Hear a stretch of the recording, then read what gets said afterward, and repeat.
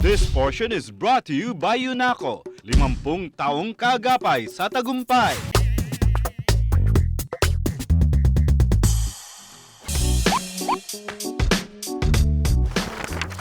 Atin namang alamin ang tamang recording ng farm performance para masubaybayan mo ang iyong negosyo.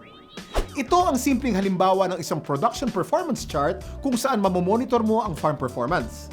Dito mo rin maaring tignan kung tugma ba ang paglaki ng mga baboy sa inaasahang timbang at kung kumukonsumo ba sila ng tamang dami ng pakain. Dito mo pwedeng i-monitor ang kalusugan ng mga baboy sa farm at gumawa ng adjustment para mapabuti ang negosyo mo. Tama!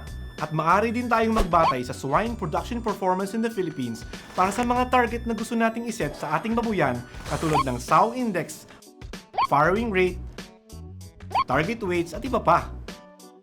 Ito naman ang isa sa mga terminolohiyang ginagamit sa pagbababuyan para sa dagdag kaalaman. Halimbawa, ang FCR or Feed Conversion Ratio ay ang dami ng nakonsumong feed sa bawat kilong paglaki ng isang pambentang baboy. Nakabase ito sa tatlong bagay. Dok, ano ba ito mga to? Ang initial weight, final weight o ang bigat ng baboy na inilaki at ang feeds consumed hanggang sa maibenta ang baboy. Ito ay ginagawa upang malaman kung efficient ba ang conversion ng ating mga baboy ng kanilang kinakain na feeds. Ang pag-compute ng FCR ay feeds consumed divided by final weight minus initial weight. Ang target na FCR sa isang pambentang baboy ay sa pagitan ng 2.4 to 2.6.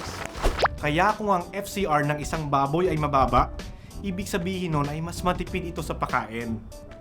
Ang ADG naman o average daily gain ay ang binibigat ng isang baboy bawat araw. Kung mas mataas ang ADG, ibig sabihin mas mabilis lumaki ang ating mga baboy. Base sa swine production performance in the Philippines, ang target na bilang ng may bebentang baboy mula sa isang inahin ay 20 kada taon.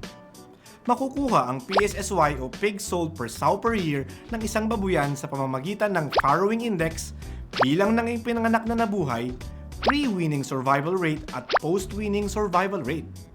Ang pag-compute nito ay farrowing index times bilang ng mga ipinanganak na baboy times pre-weaning survival rate times post-weaning survival rate. Pinapakita ng mataas na PSSY ang magandang kabuuang produksyon ng isang babuyan. Mas mataas na pig sold per sow per year or PSSY, mas maraming benta. Kailangan lang tamang pagre-record ng kalagayan ng mga baboy sa farm para masiguro ang tamang paglaki ng mga baboy.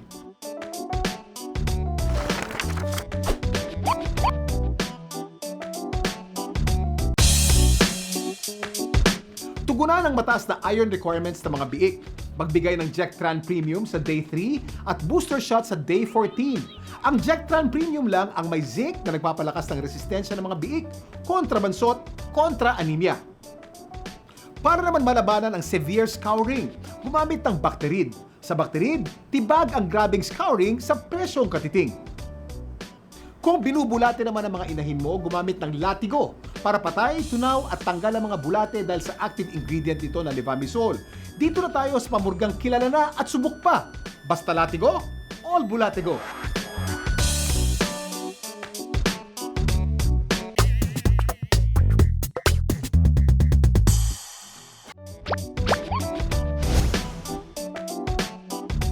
This portion was brought to you by UNACO, 50 taong kaagapay sa tagumpay.